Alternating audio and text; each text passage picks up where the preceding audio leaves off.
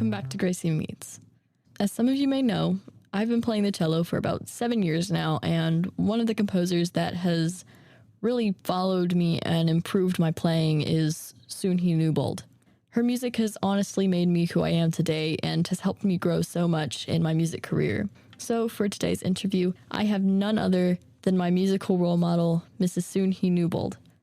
I'm so happy to be talking to her today, so let's jump right into this spectacular career.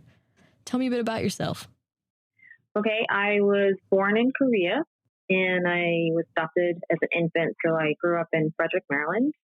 I started piano when I was around 5 and violin when I was 7, did the Suzuki method, competed and performed in solo with orchestras, solo, and in a lot of ensembles just growing up. Played professionally pretty much since high school.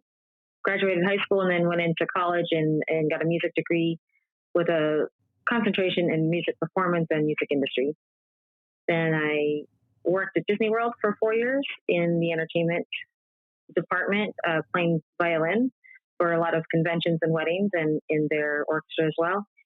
And I played in the professional symphonies in Florida, and then moved out to California after that and worked in film industry, and then really got into publishing for orchestra and have been composing ever since, and just traveling, doing guest clinician type things and conducting. So why did you decide to choose composing and like a music career? Well, I actually wanted to do some other things. I had a lot of interest in science and medicine, so I actually started out pre-med in college, but just had a lot of opportunities in music. Music has always been a really big part of my life. It was always something that I did and I think will always be a part of me. And I was always competing at a high level, so it just made sense, I think, to go into music in some way or another. I didn't have plans to be a composer really, but I had a really great opportunity to submit some pieces to a publisher and they did really well. So the rest is kind of history. So why do you think composing isn't mainstream or normal? Well, just like the rest of the arts, people need to have like an aptitude for it. They have to have kind of a passion for it to make it work. It's something that is very competitive. It's subjective, so you don't always know what's going to be popular and what's going to sell. And so I think a lot of those unknowns is kind of what makes it a more challenging career and maybe something that not many mainstream people are going to want to do. It's just a very unique craft. So it's not a lot of things that I think most people are not going to necessarily have the opportunities or be interested in it in the first place.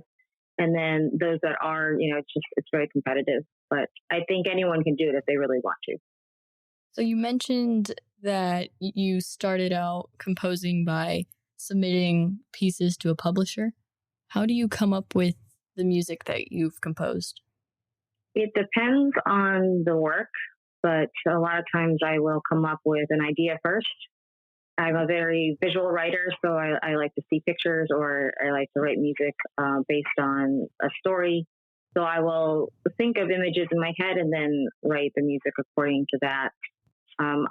Most of the time I do chord progressions and kind of sketch out the structure of the piece first, and then I'll go back and kind of put in melodies and re-orchestrate or arrange for the ensemble that I'm writing for.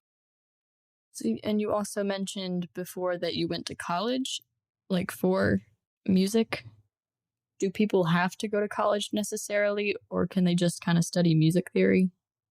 Well, I think with anything else, it's really the training that really makes it count.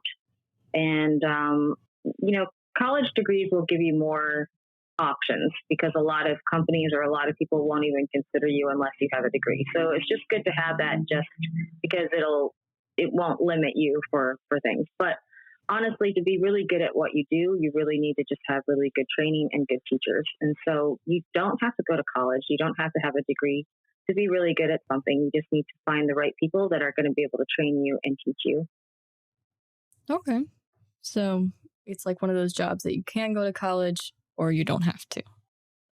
Yeah, depending on what you want to do. If you want to write for, especially with music, if you want to write for somebody or play for somebody, you don't have to have a degree. It's all about skill. It's all about competitive and who's going to be the best skill wise. But if you want to go into like teaching or education or some sort of college position, you're going to need to have a degree. Why do you think a teenager should consider this career for their future? Like if they're in music now, why do you think they should consider this? Well, I think it's one of those things that if they want to do it, there are a lot of opportunities and there is a lot out there that they can do to make a good living. So if it's something that they want to do, I definitely think they should go for it. It shouldn't be something that they're afraid of. Now, do I think everyone should go into music? No. For the same reasons that I just listed. It's competitive. It takes a lot of dedication. It's a lot of skill. It's a lot of training. It's a lot of commitment and discipline. But if it's something that you want to do, you can definitely do it. So you kind of mentioned that anybody could really do this, like if they were into music, but do they have to have like specific skills to do it? I think just like anything else, if you think about it, if you want to be an Olympic athlete, it does take a bit of talent and aptitude to begin with in order to be very successful. So I think anybody could work in music if they wanted to, but let's say if you wanted to be, a top performing musician, then you would definitely need to have a little bit of an aptitude or talent for it. But I think the biggest thing that makes the difference is hard work and just sticking to it. So the people that really succeed are the ones that aren't always the most talented, but they're the ones that work the hardest and stick with it and keep going. That reminds me of a quote from my first interview that I did with a martial arts instructor. And the quote was, "Hard work beats talent when talent doesn't work hard." And that just reminded me of it because no matter how much talent you have in music and in composing, you still have to work hard. Yeah, it's very true. In fact, I'd say some of the most talented people I've seen don't go into what they're talented in because they kind of fizzle out. It's easy for them. It's not really a challenge and they kind of just give up pretty early. But the ones that I find that end up being the best at what they do are the ones that just work the hardest and stuck with it. If you could, what is one piece of advice you'd give yourself on day one of starting composing? The same kind of advice that I give to a lot of people now, I would just say to keep training, keep practicing, keep doing it. The more you do it, the better you're going to get. And never think that you've arrived. You always keep learning. Try to always keep growing because that's where you'll keep getting better and you'll keep doing more and you'll find new and innovative ways to be better. Do you have a greatest achievement in your career? Because I know you've written a lot of music and a lot of orchestras have probably played it. So is there a greatest achievement?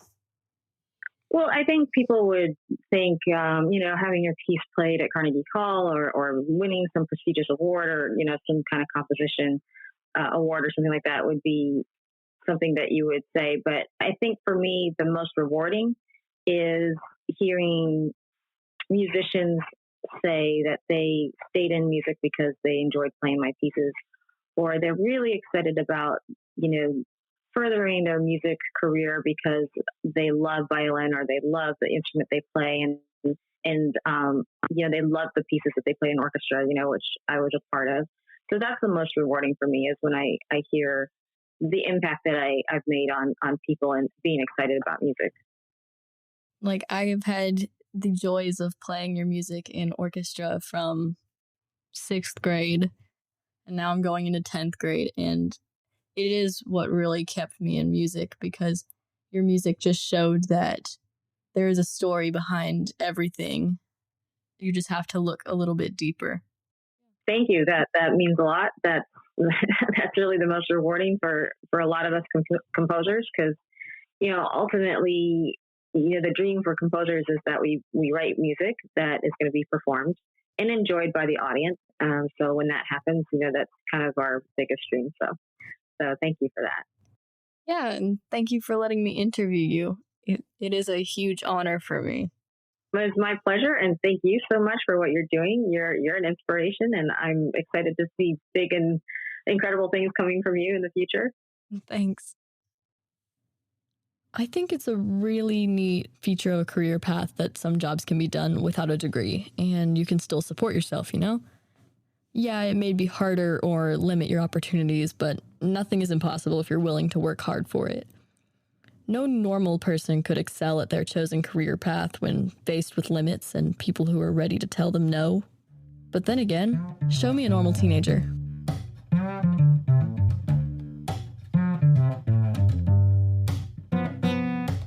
Thanks for tuning in. If you like Gracie Meets, subscribe so you can listen every time a new episode is dropped. And follow Gracie Meets on Instagram at Gracie.Meets.